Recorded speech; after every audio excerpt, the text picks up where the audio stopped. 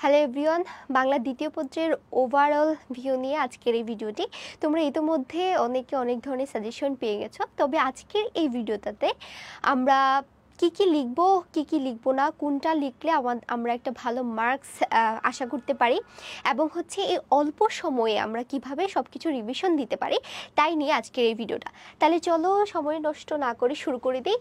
যেহেতু সময় বেশি নেই এই জন্য আমি স্লাইডও বানাতে পারিনি, লিখে তোমাদেরকে কিছুটা ধারণা দেওয়ার চেষ্টা করব। প্রথমত আমাদের ব্যাকরণ অংশে থাকবে 30 নম্বর এবং আমাদের নির্মিত অংশে থাকবে 70 নম্বর। তো টোটাল আমাদের 100 মার্কের পরীক্ষা, সময় থাকবে 3 ঘন্টা। তার ভিতর আমাদের লক্ষ্য থাকবে 1 ঘন্টার ভিতর ব্যাকরণের যে 30 নম্বর আছে সেটা কমপ্লিট করে ফেলা। আর যারা 1 ঘন্টার চেয়ে কম সময় করে ফেলবা তাদের জন্য অনেক বেশি শুভকামনা। তো এই ক্ষেত্রে আমাদের যেটা সমস্যার সম্মুখীন হতে হয় যে আমরা যেহেতু অথবা দিয়ে থাকে তাহলে আমরা কোন টপিকগুলো অ্যান্সার করব সেটা আমরা অনেকেই বুঝতে পারি না। তাহলে দেখো তোমাদের জন্য আমি এই কাজটা সহজ করে দিচ্ছি। প্রথমত আমরা দেখব উচ্চারণেও ঠিক সেমভাবে তোমার দেওয়া থাকবে যে কোনো 5টি উচ্চারণের নিয়ম লিখো, অথবা দেওয়া হতে পারে যে 5টি শুদ্ধ উচ্চারণ লিখো। তখন তুমি কি করবা? যখন আমরা শুদ্ধ উচ্চারণটা নির্ণয় করব তখন সেক্ষেত্রে আমাদের সময়ও বেঁচে যাবে এবং কি আমরা ভালো একদম কাট একটা মার্ক পাওয়ার আমাদের সম্ভাবনা থাকে। তাহলে অবশ্যই যে অথবা অংশটা দেওয়া থাকবে সে অথবা অংশ থেকে যেই শুদ্ধ উচ্চারণটা নির্ণয় করতে বলবে সেটাই আমরা অ্যান্সার করব। তাহলে সেক্ষেত্রে আমরা কিভাবে অ্যান্সার করব এটা আমাদের একটা প্রশ্ন থেকে যায়। আমি তোমাদেরকে একটা ছোট্ট করে একটা ট্রিক্স শিখিয়ে দিই যে তোমরা কি করবা, ছোট্ট করে একটা ছক এঁকে ফেলবা। ধরো একটা ছক আঁকলা। এখন তোমরা আবার অনেকেও এটাও বলতে পারো যে এত ছকটক আঁকার কি আছে, এত কিছু লিখে কি অ্যান্সার করতে হয়? তবে এটা তাদের জন্য না, যারা সুন্দরভাবে নিজেকে উপস্থাপন করতে পারবা তাদের জন্যই আমি বলবো যে তোমরা একটা ছোট করে ছক এঁকে নিলা, সেখানে হচ্ছে জাস্ট 5 নম্বরের জন্য 5টা ঘর করলা। তুমি 5 নম্বরের জন্য জাস্ট 5টা ঘর করে ফেললা এবং সেখানে তুমি কি লিখলা যে ভুল আর কি সঠিক, জাস্ট এইটুকুই লিখে ফেললা। লিখে তুমি সুন্দর করে যে ভুল ওয়ার্ডগুলো আছে একপাশে লিখে দিলা আর সেটার যে শুদ্ধ উচ্চারণটা সেটা তুমি একপাশে লিখে দিলে, তাহলে তোমার টিচারের বুঝতেও সুবিধা হবে এবং তুমি একটা ভালো মার্ক আশা করতে পারো। ঠিক সেমভাবে বানানের ক্ষেত্রেও আমি এই ট্রিক্সটা তোমাদেরকে ফলো করতে বলবো এবং বানানের নিয়ম লিখতে বলা হইতে পারে এবং শুদ্ধ বানান তোমাকে লিখতে বলা হইতে পারে। তাহলে তুমি কোনটা অ্যান্সার করবা? অবশ্যই যেটা শুদ্ধ বানান তোমাকে লিখতে বলবে সেটা তুমি অ্যান্সার করবা। আর কিভাবে অ্যান্সার করবা? এইভাবে একটা ছক করে জাস্ট ভুল শব্দগুলো একপাশে লিখবা, যেটা তুমি পারো সেগুলো সঠিক অ্যান্সারটা একপাশে লিখে ফেলবা। তাহলে আমাদের এখানে 10 নম্বর কভার হয়ে গেল। এবং নেক্সট আমরা চলে যাই ব্যাকরণিক শব্দশ্রেণী। ব্যাকরণিক শব্দশ্রেণীর ভিতরেও সেম বিশেষ্য, বিশেষণ, সর্বনাম এগুলো নিয়ে বিশ্লেষণমূলক প্রশ্ন থাকবে, বর্ণনামূলক প্রশ্ন থাকবে। সেগুলো অ্যান্সার করতে গেলে আমাদের অনেকটা সময় এখানে চলে যাবে এবং উদাহরণ সহ ব্যাখ্যা সহ যখন আমরা এগুলো লিখতে যাবো অনেক সময় আমাদের মনেও থাকে না। সেক্ষেত্রে আমরা কি করব, যে কোনো 5টি বিশেষণ নির্ণয় করতে বলবে, যে কোনো 5টি ভার্ব অর্থাৎ হচ্ছে তোমার ক্রিয়া নির্ণয় করতে বলবে, তাহলে সেখানে আমরা সেটা এভাবে অ্যান্সার দিব। তো এক্ষেত্রে তোমরা আবার অনেকে কি করো, পুরো অনুচ্ছেদটা লিখে ফেলো, লিখে তারপর সেখান থেকে নির্ণয় করো। আমি বলবো যে এটা তোমরা স্কিপ করবা। এখানে তোমরা যে কোনো যদি 5টি বিশেষণের নাম লিখতে বলে তাহলে 5টি বিশেষণ লিখে তুমি এখানে যে 5টা বিশেষণ তুমি নির্ণয় করছো সেইগুলা লিখে দিবা। তাহলে তোমার সময়ও বেঁচে যাচ্ছে, তুমি ইজিলি অ্যান্সার করতে পারতেছো। নেক্সট আমরা চলে যাব উপসর্গ অথবা সমাস। আমি বলবো যারা সমাসে একদম মাস্টার, যাদের সমাস নিয়ে কোনো ধরনের কোনো কি নেই, তোমাদের নিজেদের ভিতর কনফিডেন্স আছে, কোনো নিজেদের ভিতর কনফিউশন নাই, তাহলে সেক্ষেত্রে তোমরা সমাস অ্যান্সার করবা। আর যারা সমাস নিয়ে একটু কনফিউজ তাদের জন্য আমার বেস্ট সাজেশন থাকবে উপসর্গ অ্যান্সার করা। কারণ উপসর্গ থেকে প্রত্যেক বছরই সকল বোর্ডে একটা প্রশ্নই বেশিরভাগ সময় আসে, সেটা হচ্ছে উপসর্গের অর্থবাচকতা নিয়ে, কিন্তু অর্থদ্যোতকতা আছে। এছাড়াও আমি তোমাদেরকে বলবো বিগত 5 বছরে যেই উপসর্গের উপর প্রশ্ন আসছে এগুলো তুমি একদম ঝালাই করে ফেলবা, তাহলে এখানে তোমার 5 মার্ক কি সুন্দরভাবে তুমি লিখতে পারতেছো। তবে আমি বলবো যে কেন সমাস পারলে কি তুমি অ্যান্সার করবে না? অবশ্যই অ্যান্সার করবা, কারণ এখানে তোমার সময় বেঁচে যাচ্ছে, প্লাস তুমি কাট মার্ক পাওয়ার সম্ভাবনা থাকে। তাহলে সবটা তোমার উপর নির্ভর করতেছে। নেক্সট আমরা চলে যাই বাক্যান্তরের ক্ষেত্রে ঠিক সেম অবস্থা, যে বাক্যের শ্রেণী বিভাগ তোমাকে বলতে পারে যে বাক্য নিয়ে অনেক কিছু লেখালেখি করতে হবে, বর্ণনামূলক প্রশ্ন যেটাকে বলে সেটা লিখতে বলা হতে পারে, বাট তুমি সেটাই স্কিপ করবা। এখানে যে চেঞ্জিং সেন্টেন্স যেটাকে বলে, যে চেঞ্জ করতে বলবে, তোমার বাক্যগুলোকে চেঞ্জ করতে বলবে, সরল থেকে জটিল, জটিল থেকে যৌগিক, এভাবে চেঞ্জ করতে বলবে। তখন তুমি কি করবা, এখন কি যে বাক্যটাকে চেঞ্জ করতে বলছে সেটাও লিখবা, অ্যান্ড হচ্ছে নতুন যে তুমি চেঞ্জ করা বাক্য সেটাও লিখবা। আমি এখানে বলবো যে তুমি সময় যদি বাঁচাতে চাও তাহলে তুমি এখানে কি করবা, ধরো তুমি সরল বাক্যে সেটাকে রূপান্তর করলা, একটা যৌগিক বাক্যকে তুমি সরল বাক্যে রূপান্তর করলা, তাহলে তুমি গ নাম্বার প্রশ্নটা অ্যান্সার দিচ্ছ, যেটাকে তুমি সরল বাক্যে রূপান্তর করছো এবং সেই সরল বাক্যটা লিখে দিলা। যখন তুমি গ লিখে সরল লিখে লিখবা তখন তোমার টিচার কিন্তু এমনি বুঝে যাবে যে তুমি গ নাম্বার প্রশ্নটার যৌগিক বাক্যটাকে সরল বাক্যে রূপান্তর করেছো, তাহলে ইজিলি সে বুঝে যাচ্ছে, কোনো প্রকারের কনফিউশন থাকতেছে না। নেক্সট আমরা চলে যাই 6 নম্বরে, প্রয়োগ অপপ্রয়োগ। আমরা সবাই জানি প্রয়োগে হচ্ছে একটা অনুচ্ছেদ দেওয়া থাকবে এবং সেখান থেকে তোমাকে সেই অনুচ্ছেদটা শুদ্ধ করে লিখতে বলা হবে। তো সেখানে অনেক ধরনের ব্যাকরণিক ভুল থাকতে পারে, বানান ভুল থাকতে পারে, তারপর বাগধারার ভুল থাকতে পারে। তো এই ভুলগুলোকে তুমি কি করবা, সঠিক করে লিখবা। এই ক্ষেত্রে কিন্তু পুরো অনুচ্ছেদটা তুমি লিখবা। যখন তুমি পুরো অনুচ্ছেদটা লিখবা তাহলে তোমার শিক্ষকের এক্ষেত্রে বুঝতেই সুবিধা হবে এবং তোমারও সেটা কি ঠিকভাবে শুদ্ধভাবে উপস্থাপন করতে ইজি হবে। তাহলে এক্ষেত্রে তুমি অনুচ্ছেদটা পুরোটা লেখার চেষ্টা করবা। কি করবা, অনুচ্ছেদটা পুরোটা লেখার চেষ্টা করবা। তাহলে এই হচ্ছে মোটামুটি আমাদের 30 মার্কের প্রিপারেশন, আলহামদুলিল্লাহ।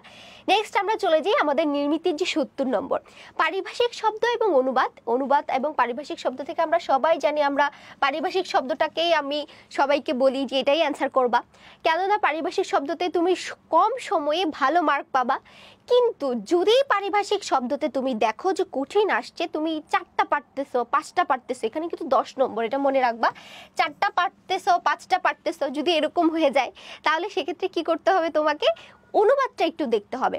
দেখো আমরা সবাই ইংরেজি পড়ে আসছি, অনুবাদে হচ্ছে একটা ইংরেজি অনুচ্ছেদ দেওয়া থাকবে, সেটাকে তুমি বাংলায় লিখবা। মোটামুটি 2-3 বার যদি তুমি পড়ো একটা সামগ্রিক একটা ধারণা পেয়ে যাবে এবং আমার মনে হয় তুমি 3 থেকে 4টা লাইন লিখতে পারবা। সেখানে কিন্তু 5-6 পাওয়ার সম্ভাবনা আছে। কিন্তু তুমি মাত্র পারিভাষিক শব্দ 4টা পারলা, 4টা লিখে তুমি চলে আসলা, 6 নাম্বার ছেড়ে চলে আসলা, এটা কিন্তু করা যাবে না। তাহলে তুমি দেখবা যে তোমার কোনটা কমন পড়তেছে। যদি পারিভাষিক শব্দ কমন পড়ে যায় তাহলে পারিভাষিক শব্দ অ্যান্সার করে ফেলবা। যদি দেখতেছো পারিভাষিক শব্দটা কমন পড়ে না তাহলে অবশ্যই তুমি অনুবাদটা ট্রাই করবা, অন্তত ট্রাই করবা যেন মার্ক ছুটে না যায়। নেক্সট আমরা চলে যাই দিনলিপি, অভিজ্ঞতা এবং হচ্ছে প্রতিবেদন। এক্ষেত্রে আমি সবাইকে সাজেশন করি যে তোমরা প্রতিবেদনটা অ্যান্সার করবা। প্রতিবেদনের একটা নির্দিষ্ট একটা কাঠামো থাকে এবং সেই কাঠামোটা যখন আমরা ঠিকভাবে সুন্দরভাবে উপস্থাপন করতে পারি, লিখতে পারি, একটা ভালো মার্ক পাওয়া যায়। সেটা আমরা 9-10 থেকে দেখে আসতেছি। তবে হ্যাঁ, যারা হচ্ছে সবসময় ডায়েরি লিখে থাকো, তোমাদের এক্ষেত্রে ক্রিয়েটিভ নলেজ আছে, তাদের জন্য আমি বলবো যে দিনলিপি এবং অভিজ্ঞতা তোমরা অ্যান্সার করতে পারো এবং এটার কোনো কাঠামো নেই, এটা তুমি ইজিলি জাস্ট সময়, তারিখ, বার লিখেই শুরু করে দিতে পারো। তবে আমি বলবো বেস্ট হবে প্রতিবেদনটা লেখা। নেক্সট আমরা চলে যাই সংলাপ এবং ছোট গল্প। এটার ভিতরে আমরা বলে থাকি যে সংলাপ অ্যান্সার করার জন্য ছোট গল্পতে বিশাল পরিমাণে লেখা লাগে, তো এটা আমরা স্কিপ করব। তবে সংলাপ যদি আবার কমন না পড়ে তাহলে তুমি ছোট গল্প লিখতে পারো। সংলাপের ক্ষেত্রে আমরা কি 14 থেকে 15টা আমরা কি করব, ডায়লগ দেওয়ার চেষ্টা করব। 14 থেকে 15টা যদি আমরা জোড়া দেই তাহলেই আমাদের জন্য এনাফ হয়ে যায়, আমরা মোটামুটি ভালো একটা মার্ক পেতে পারি। নেক্সট আমরা চলে যাব সারাংশ সারমর্ম বা ভাব সম্প্রসারণ, যেটা সবচেয়ে বেশি বিতর্কিত। যে সারাংশ সারমর্ম এত ছোট লিখলে কি আমাদেরকে 10 নম্বর দিবে? অবশ্যই দিবে, কেন দিবে না? তুমি যদি মূল সারাংশ সারমর্মটা সুন্দর করে গুছিয়ে লিখতে পারো, কেন তোমাকে টিচার মার্ক দিবে না বলো?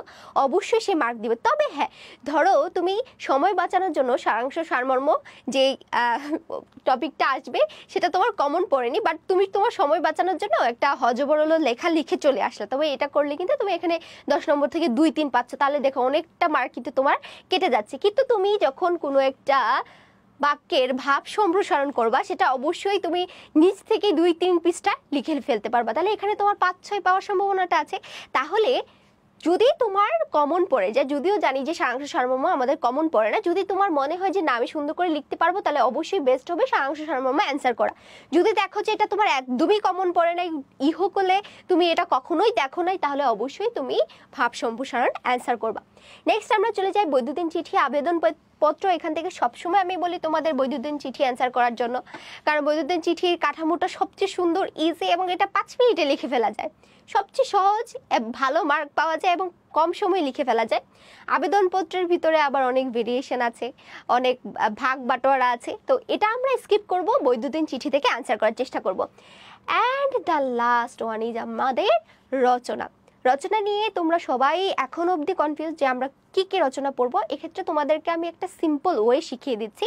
দেখো 8টা বোর্ডের আলাদা আলাদা করে তোমার এখানে সাজেশন দেওয়া কিন্তু সম্ভব না, তবে তোমরা যেটা করতে পারো, শুধুমাত্র রচনার জন্য না, ওভারঅল প্রত্যেকটা টপিকের জন্য তুমি যে কোনো 5টা, তোমাদের যে কোনো 5টা না, তোমাদের বিগত যে 5 বোর্ড আছে, তোমরা যে যার বোর্ডে আছো সেখান থেকে 5টা বোর্ড সলভ করে ফেলবা। এটা একদম মাস্ট তোমাদের জন্য, 5টা বোর্ড তোমরা সলভ করে ফেলবা, তাহলে তুমি বুঝে যাবা যে তোমার বোর্ডে কি টাইপের রচনা আসতেছে। এখন দেখো আমি নির্দিষ্ট করে বলে দিলাম এই 5টা পড়ে আসো, বাট সেটা ঢাকা বোর্ডে কমন পড়লো কিন্তু কুমিল্লা বোর্ডে আসলো না, যশোর বোর্ডে আসলো না, তখন তোমরাই কিন্তু আমাকে আবার বকাবকি করবা, গালিগালাজ করবা যে আপনি তো বলছিলেন এই রচনাগুলো তো আসলো না। সেক্ষেত্রে আমরা এই জন্যই রচনার স্পেসিফিক সাজেশন দিতে ভয় পাই, যেহেতু এক এক বোর্ডে এক এক ধরনের রচনা এসে থাকে। তো তুমি যখন 5 বছরের এই বোর্ডের প্রশ্ন দেখবা, সেটা শুধু রচনার জন্য নয়, প্রত্যেকটা টপিকের জন্য যখন দেখবা, তখন কিন্তু তুমি বুঝে যাবা যে তোমার বোর্ডে কি টাইপের প্রশ্ন আসতেছে। আর পারিভাষিক শব্দটা এটা একদিনে পড়লে কখনোই তোমার ভালো করা সম্ভব নয়, সেটা আমরা সবাই জানি, আগে থেকে যাদের পড়া আছে,